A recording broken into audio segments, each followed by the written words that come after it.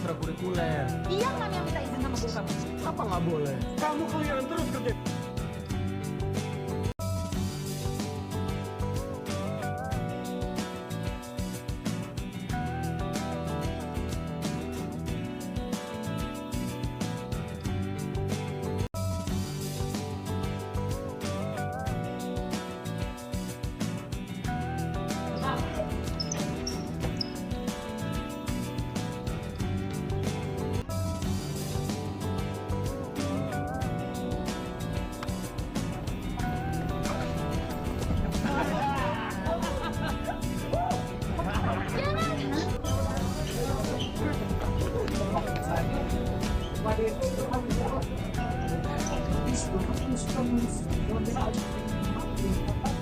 Nggak pernah bikin masalah, Bu. Kamu bikin apa dengan senjata itu? Saya mau nunjukin teman-teman, saya baru pulang camping. Kamu bohong sama orang tua kamu. Sekolah nggak ngadain camping?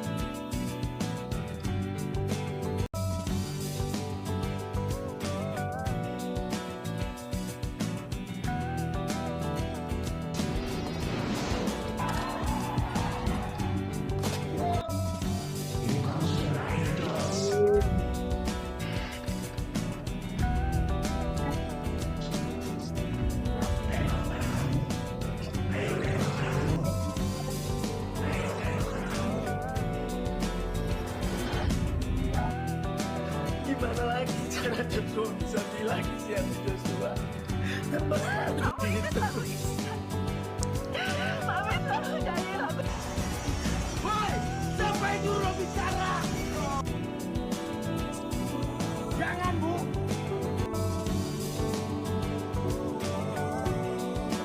Joshua, dia sudah dihukum. Jangan sekarang menyerahlah.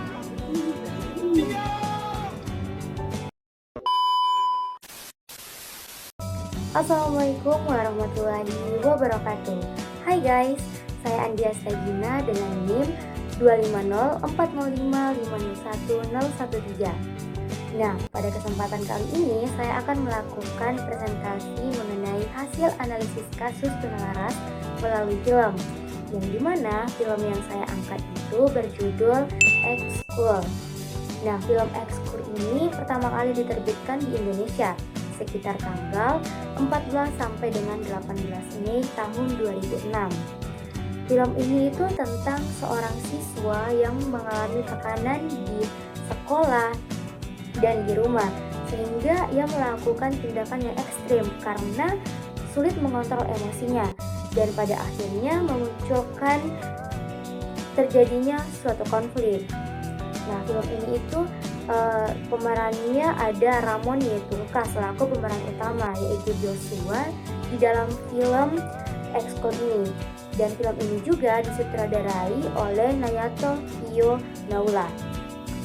Film ini sangat-sangat bagus dan recommended.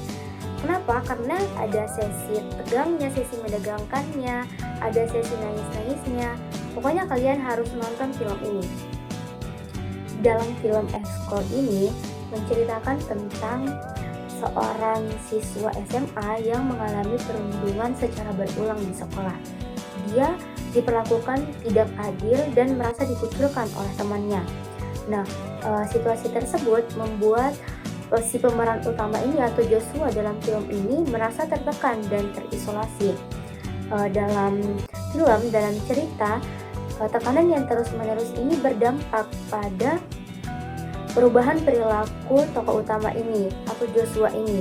Joshua ini berubah menjadi lebih agresif. Nah, itu merupakan sebuah bentuk dari pelampiasan emosinya. Nah, film ini itu tidak secara eksplisit membahas tentang gangguan psikologis tertentu, tetapi menampilkan dinamika-dinamika emosi dan perilaku akibat dari tekanan sosial yang terus-menerus menimpa pemeran utama ini. Nah, sebelum lanjut pada inti presentasi saya dalam video ini, yaitu menganalisis kasus dalam film, perlu saya sampaikan bahwa anak dengan gangguan emosi dan perilaku atau tunalaras itu adalah anak yang menunjukkan kesulitan dalam mengendalikan emosi dan perilakunya sehingga menghambat penyesuaian sosialnya. Nah, ada beberapa karakteristik atau ciri-ciri yang muncul seperti kesulitan menjalin hubungan sosial, respon emosi yang tidak sesuai dengan situasi, perilaku yang agresif, serta gangguan penyesuaian diri. Nah, dalam konteks pendidikan luar biasa sendiri, anak tunalaras ini dipahami sebagai hambatan dalam regulasi emosi dan perilaku yang berdampak pada proses belajar dan interaksi sosialnya. Identifikasi perilaku yang ada dalam film tersebut dikaitkan dengan teori pendidikan luar biasa. Ada beberapa perilaku yang memiliki kemiripan atau kesamaan dengan karakteristik tunalaras sendiri. Nah, yang pertama itu tokoh utama atau Joshua itu mengalami kesulitan dalam hubungan sosialnya. Dia dikucilkan oleh teman-temannya, tidak memiliki dukungan teman sebaya, sehingga mengalami hambatan dalam interaksi sosial.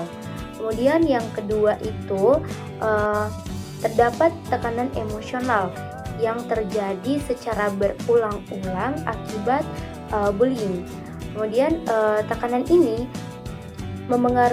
sangat memengaruhi kestabilan emosinya. Dan yang ketiga itu ada pada bagian akhir dari film Ekskul ini muncul perilaku agresif dari pemeran utama ini atau Joshua ini. Muncul perilaku agresif sebagai akumulasi dari tekanan emosi yang dialami selama bersekolah yang terus berulang-ulang ia terima. Nah, hal ini itu dikaitkan dengan konsep kesulitan regulasi emosi. Dan perlu ditekankan atau ditegaskan bahwa dalam film itu tidak ada membahas atau memberikan diagnosis klinis terhadap tokohnya atau pemeran utamanya. Nah, analisis ini dilakukan karena mengaitkan teori dari pendidikan luar biasa, karakteristik dari tunalaras yang memiliki kemiripan dengan perilaku pemeran utama dalam film ini.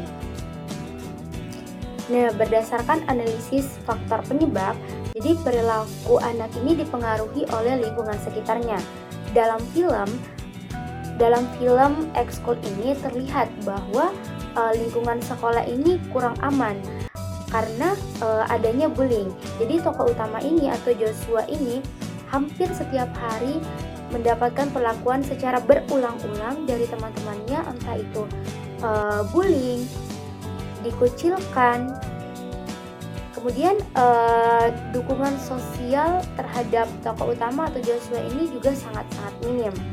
Nah, menurut teori ekologi Bronfenbrenner, jadi interaksi antara individu dan lingkungan itu sangat-sangat memengaruhi perkembangan emosi dan perilaku anak.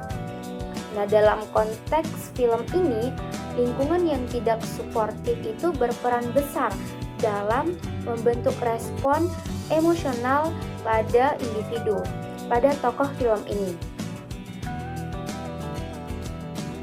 Nah, kemudian penanganan yang seharusnya dilakukan. Jadi jika dilihat dari perspektif pendidikan, kondisi seperti yang digambarkan dalam film Ekskul ini tuh memerlukan seperti pendekatan konseling, program pencegahan bullying di sekolah, dukungan emosional dari keluarga, itu sangat-sangat penting. Kemudian lingkungan belajar yang aman dan inklusif. Nah, anak dengan kesulitan regulasi emosi itu membutuhkan pendampingan, bukan hukuman. Jadi mereka butuh didengar. ajak komunikasi dua arah, face to face, bukan malah diberikan hukuman. Nah, itulah presentasi analisis kasus Tuna Laras melalui film. Nah, film Eskul ini menggambarkan bagaimana tekanan sosial yang berulang yang terus-menerus didapatkan dapat memengaruhi kondisi emosional dan perilaku seorang anak, seorang remaja. Walaupun film ini tidak secara eksplisit membahas atau menyatakan bahwa tokohnya ini adalah anak Tuna Laras, tetapi beberapa perilaku yang ditampilkan pada tokoh atau pemeran utama ini memiliki kemiripan dengan karakteristik gangguan emosi dan perilaku dalam teori pendidikan luar biasa, yaitu anak Tuna Laras. Nah, oleh karena itu film ini dapat dijadikan bahan refleksi tentang betapa pentingnya lingkungan yang suportif dalam perkembangan anak, terutama perkembangan emosi dan perilaku anak. Nah, sekian dari presentasi mengenai analisis film saya. Sampai jumpa di video selanjutnya. Wassalamualaikum warahmatullahi wabarakatuh. Kasihilah sesamamu seperti engkau mengasihi dirimu sendiri, karena seringkali perilaku yang hanya kita anggap selaku candaan justru berakibat fatal dan membuat orang lain merasa dikucilkan, bahkan sampai menutup diri ataupun mengakhiri hidupnya sendiri.